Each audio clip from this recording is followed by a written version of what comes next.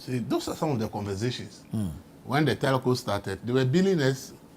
At the time, they did public agitation. Then they came to per minute billing. So it's about how many minutes or seconds you talk is what you are. DSTV, if you pay, whether you watch it or not, at the end of the month, you are supposed to make what?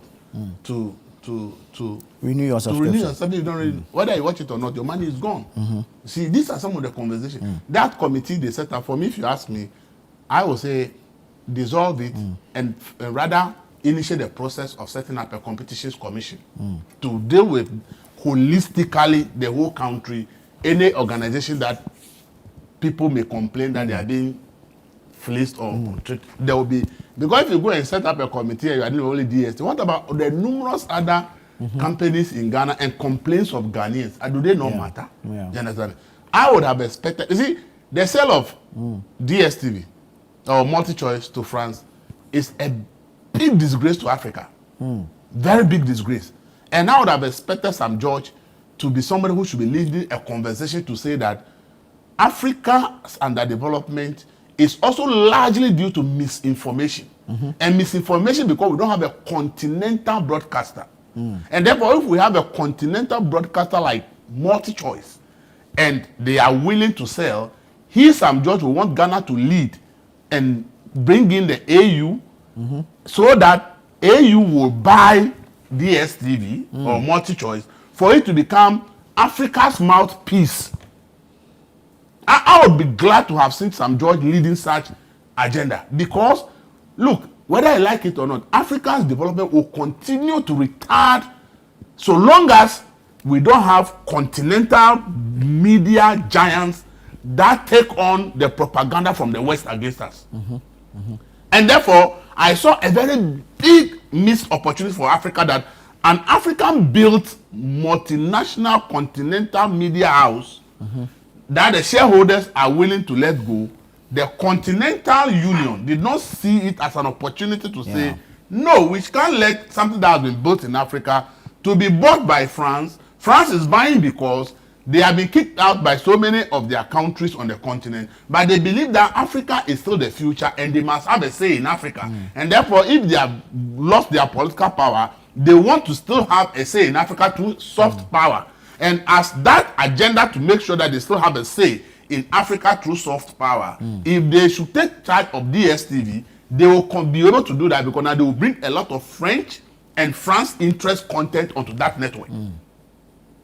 Everybody knows that BBC is doing the bidding of the UK. Everybody knows that CNN does the bidding of America. Everybody knows that DWTV is set up to be doing the bidding of Germany.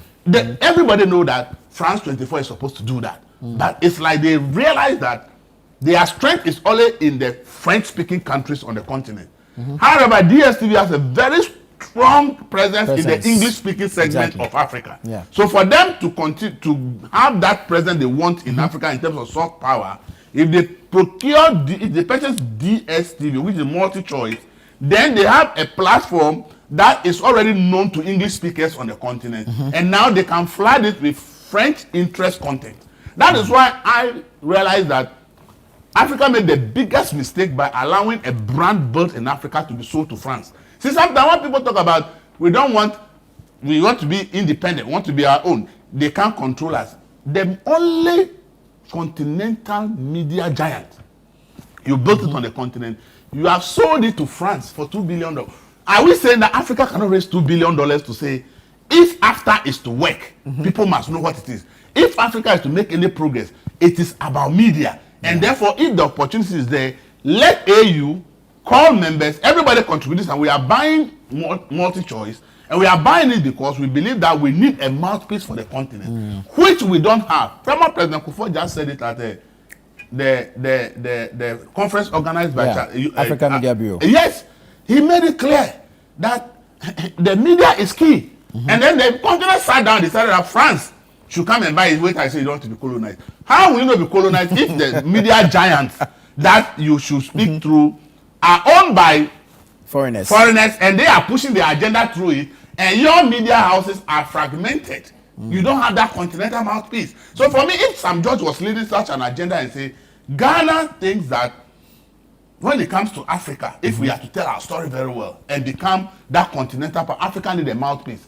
Individual countries can't build it. Private people are building it. They say they are selling it. $2 billion should not be beyond the continent of Africa. And that he's advising President Mahama that he should lead that agenda that Africa should put resources together, buy the multi-choice, and make it the African mouthpiece in terms of media and broadcasting. For me, that is a great opportunity with me. So some of the fights we are taking on, you see, it's just like we just want to please the world, but strategically, we are not even seeing the strategic need. Look, when China closed their borders and said they want to teach the world that they can build their country, after building, they realized that they made a big mistake by closing up because the West had done so much propaganda against them whilst they were building. So after they built, they realized that they still have a very negative image around the world. They have to set up a string of media houses across the world to tell the China story. Today, surveys are done in Africa, and Africans have more positive image of China than even Western countries because they invested hugely in media across the continent to tell their own story. Africa has no media house to tell its own story to other continents, but Africa wants to be seen as a positive continent. How will this happen? It is just like we are talking, but we don't know how we will achieve it. We want to get to a certain point, but we don't know how. So for me, Sam George was leading and advising President Mahama that lead Africa to procure multi-choice, and then we convert it to an African media mouthpiece, and then African content and notice. So an African president will no longer be granting interview to BBC or CNN. An African president will grant interview to multi-choice. Right. And then the West will also pick it. Now our president don't have any global platform to grant interview. So they are always granting interview to BBC, CNN, Sky, and then we, the African media house, will now go and pick what they have said on a foreign media platform. Right. And then they write it to fit the agenda. And then we go and pick what they have written to fit the agenda and republish it so that we are reinforcing the same narrative that the West want to have about us. And we sit on this continent and we think that we want to progress. Unfortunately, this morning, I think that Sam George has brought me to the point that I have to make the point that we in Africa think we are dreaming. We go to UN and make all the noises. We go to other presidents and stuff. But in reality, we have no plan. Because I just couldn't understand how a brand built in Africa, a continent that has no continental mouthpiece in terms of media, that is a global media giant in Africa. We built it here by private people, and when the private people want to offload it, we sat here and allowed France. It's not private people in France who have bought it. The nation France, one single country. What's the population of France? How rich is France if you compare, we put the whole Africa together, we are richer than France.